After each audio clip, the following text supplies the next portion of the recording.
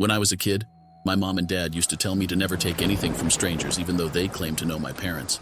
Never follow them and get in their cars and stuff like that. I have always promised to never do it, and I had never done so. It has always been a thing that I now and then think about, especially since I have told my kids the same things. But a while back, I broke that promise that I had with my parents. It was a late night at the office and I was working a little later than usual. It was a stormy night.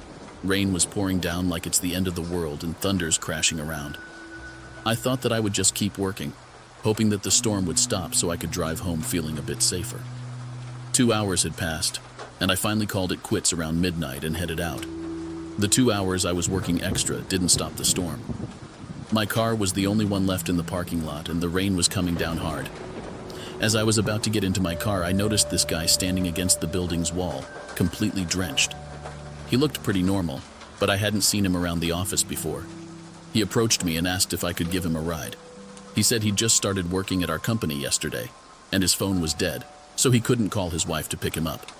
I felt a bit uneasy about it, but you know how it is when someone asks for help, and it's pouring rain outside. I couldn't just leave the guy stranded, so I agreed to give him a lift. He climbed into my car, still dripping wet, and that's when things started to get a little weird. He was fidgety, constantly shifting in his seat, and his eyes darted around. I turned on the radio. I tried to make some small talk, asking him about his first day at work and all, but he didn't say much, just mumbled a few things here and there. I then asked what job he got hired for at the company. After what felt like 10 seconds of silence, he just said he worked in IT. I couldn't help but notice that he seemed on edge, like he was expecting something. Maybe it was just my imagination, but his strange behavior was starting to make me uncomfortable. I kept glancing over at him, trying to figure out what was going on. I noticed that he had what looked like a Swiss pocket knife, which weirded me out since I work in an office, and we don't need that kind of equipment. I have no idea if they need that in IT. But I got kind of scared at this point. His strange behavior was becoming more and more suspicious. Out of nowhere, he turned off the radio, turned his whole body towards me, and began asking bizarre questions about my family, asking if my parents were still alive, if I had a wife and kids. At his point, all I could think about what my parents had told me when I was little. I mean, they are pretty common questions when you are getting to know someone, but it was the way the questions were asked, and the way he turned to me. At this point, I was terrified, but I just answered the questions as composed as I could. I had to think of a way to get him out of the car. Eventually, I decided to stop at a gas station to fill up the tank. I pulled into one of the pumps and turned to the guy, telling him I'd just be a minute. He didn't respond, just kept staring out the window, seemingly lost in thought. The car door opened and he got out. He leaned against the car, looked at me. After a few seconds, he said that he actually wasn't working at the same company as me, but that his story was true, about his phone being dead and not being able to call his wife.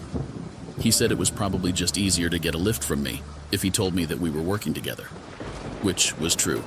I would have never let him in if he didn't give me that story. I didn't know how to respond to him.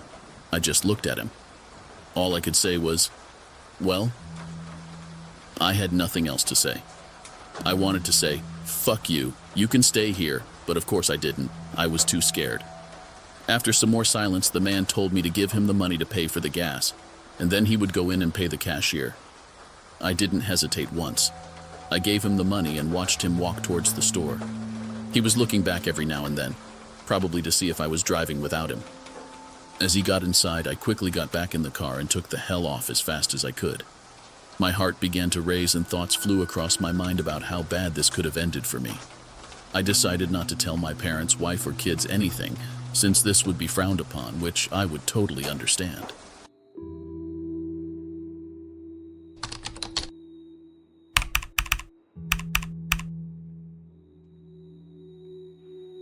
It all went to shit when I missed my bus. I was over at my buddy Mike's place and we got so wrapped up in our video games and late night snacks that I lost track of time. By the time I realized how late it was, I made a run for the last bus of the night. As I got closer to the bus stop, I could see the bus starting to drive. I waved at the bus, but the bus driver didn't notice me.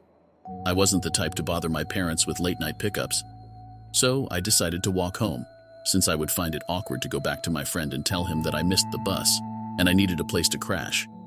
It would probably take like 1 hour to walk home, but 20 minutes if I were to drive. It was a desolate road with minimal traffic. I figured I could just stick my thumb in the air and hitchhike if any cars came. It was even snowing, so if the opportunity was there, I wouldn't say no. I have done this a few times before. A few cars drove by, but none of them stopped. As I trudged along the road, a car from the opposite direction slowed down and did a U-turn and pulled up beside me. The driver rolled down his window and I could see this middle-aged guy with a scruffy beard. He asked me where I was heading and offered me a ride. Given that it was late, there were no more buses coming, and the dude looked relatively harmless, I thought, why not? I was weirded out by the fact that he just went out of his way to drive me home, so I asked him why he was offering me a ride in this direction when he was headed in the opposite. He told me that he has heard too many messed up stories about people walking alone at night, so if he could make a change and help someone, he would. I hopped into the car and the guy asked me where I lived. I told him, just keep going straight down this road for about 20 minutes and then take a right. I'll let you know when to turn. He nodded and we continued down the road. The man started small talking. He asked me why I was walking that far home, why I didn't call anybody, and saying that it's a dangerous world. He was very polite. But then he asked me how old I was, and that was kind of weird. At this point, I could see the road where he had to make a right. I told him that he could just stop at the end of the road and then I'll walk the rest. As I said that, the man started to go faster and drove past the turn.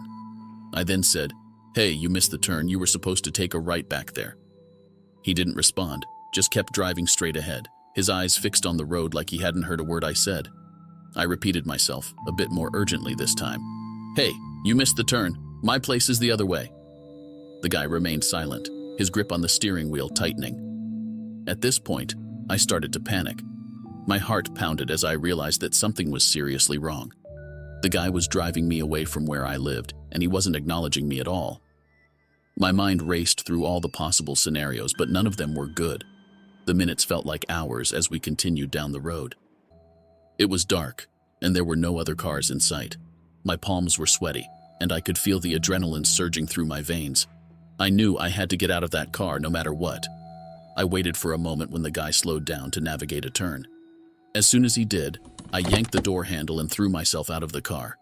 I hit the ground rolling and sprang to my feet. The car screeched to a halt. Without looking back, I sprinted into the nearby woods. Branches scratched at my face and I stumbled over roots. But I didn't stop until I was deep into the forest. I hid behind a tree, gasping for breath, and watched as the car's headlights pierced the darkness. The guy must have realized I wasn't coming back because after a few minutes he revved the engine and sped off. I waited there, trembling with fear, until I was sure he was gone. Only then did I start making my way back home, taking a long, circuitous route to make sure I wasn't being followed.